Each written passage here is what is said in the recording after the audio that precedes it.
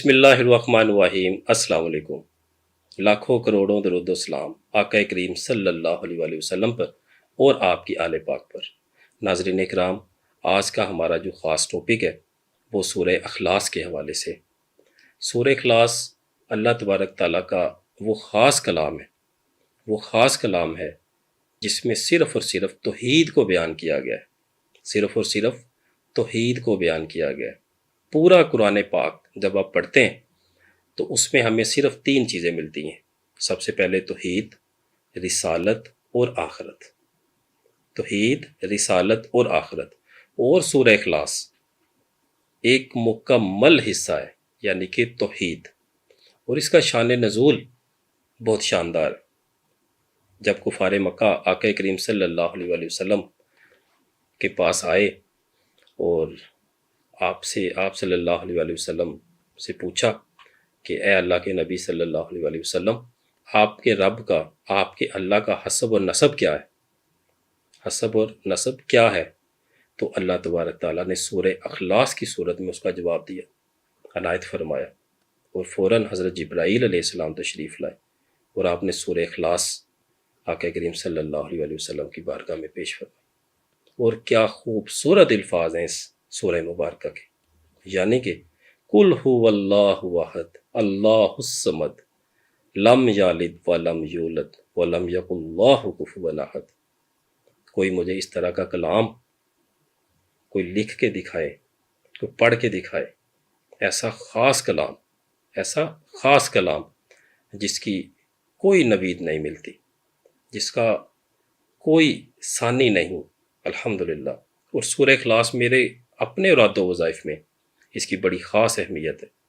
الحمدللہ جو ہمارا سلسلہ عالیہ نقشبندیہ جماعتیہ، اس میں سورہ اخلاص کے حوالے سے خاص اسباق دیے جاتے ہیں، خاص اعمال کروائے جاتے ہیں، اور اسی لیے اس گناہ گار کو بھی سورہ اخلاص کی خاص طور پہ تلقین فرمائی گئی، جس میں سب سے بڑھ کر اس کا مجھے لشکر تیار کرنے کا حکم آیا، اور الحمدللہ ماہانہ محفل کا بھی ہم اس کا اہتمام کرتے ہیں، جس میں صرف اور صرف ہم سورہ اخلاص کو پڑھتے ہیں اور آگے اپنے سٹوڈنٹس کو بھی اس کی تلقین فرماتے ہیں۔ اور حدیث مبارکہ میں ہے کہ آپ صلی اللہ علیہ وآلہ وسلم نے فرمایا کہ یہ قرآن پاک کا 1/3 حصہ ہے، 1/3 ہے، اور حدیث مبارکہ میں آقا کریم صلی اللہ علیہ وسلم نے فرمایا کہ یہ قرآن پاک کا 1/3 ہے۔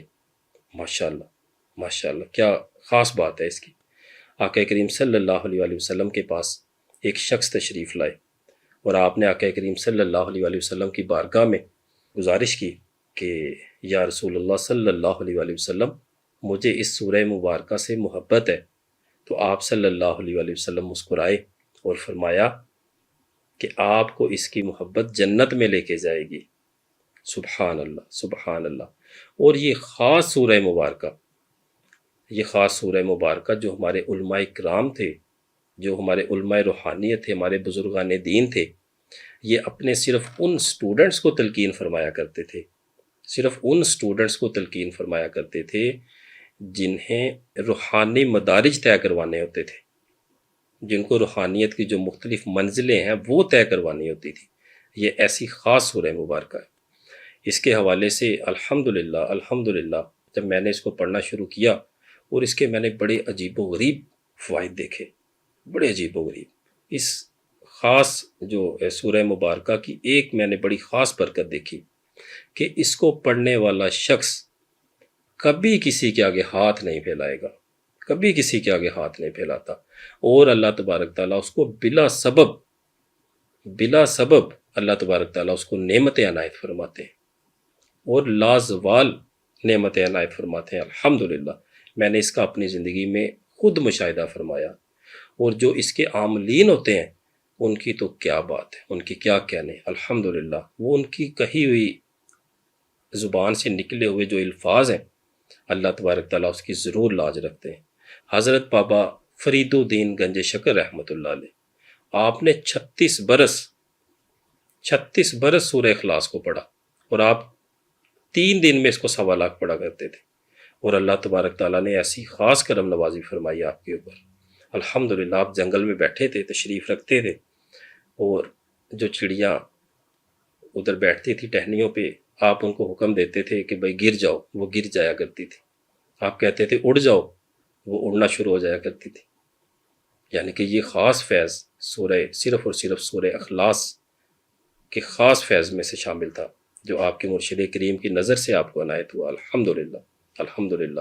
اور آپ کی ریاضت جو سورہ اخلاص پر تھی، آج دیکھیں جیسے اللہ تبارک تعالیٰ فرماتے ہیں کہ جو میرا ذکر کرتا ہے تو ہم ان کا ذکر کرتے ہیں، مفہوم ہے۔ اب دیکھیں انہوں نے ساری عمر یعنی کہ ساری زندگی سورہ اخلاص پہ خاص ریاضت فرمائی، اور آج بھی ان کا نام زندہ ہے۔ بے شمار بزرگان دین ایسے ہیں کہ جن کی ولایت صرف اور صرف سورہ اخلاص پر تھی، جنہوں نے ساری زندگی سورہ اخلاص کو پڑھا۔ اسی طرح جو ہمارا سلسلہ کلندریہ ہے، اس میں تو سورہ اخلاص کے حوالے سے خاص تلقین کی جاتی ہے،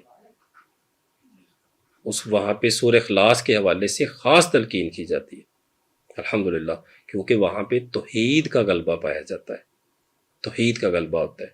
اور بزرگان دین فرماتے ہیں کہ جو سورہ اخلاص کو پڑھنے والا شخص ہے، جو سورہ اخلاص کو پڑھنے والا شخص ہے، وہ حضرت ابراہیم علیہ السلام اور حضرت عیسیٰ علیہ السلام کے قدم پر ہوتا ہے۔ سبحان اللہ، سبحان اللہ۔